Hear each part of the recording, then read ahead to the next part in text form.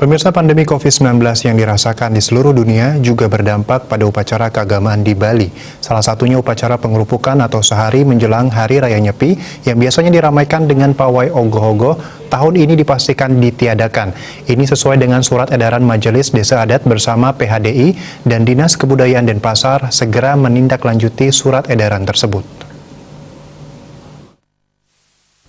Kepala Dinas Kebudayaan Denpasar, IGN Bagus Mataram mengungkapkan, pihaknya akan segera merapatkan surat edaran tersebut bersama instansi terkait seperti Berdesa maupun PHDI Denpasar.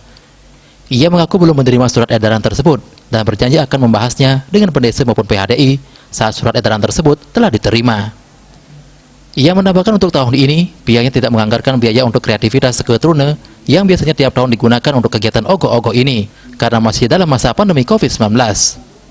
Seperti diketahui, PHDI bersama MDA telah mengeluarkan surat edaran terkait pelaksanaan Hari Raya Nyepi Sakes 1943 tahun 2021 ini.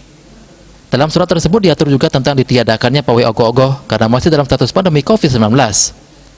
Sebelumnya pada pengerupukan Nyepi Sake 1942 tahun lalu juga tidak diperkenankan mengarak ogoh-ogoh. Padahal saat itu, sejumlah STT di Denpasar sudah selesai membuat ogoh-ogoh. Bahkan Dinas Kebudayaan juga sudah menggelar lomba, tapi tidak diarak. Asmar Putri Bali Pos melaporkan.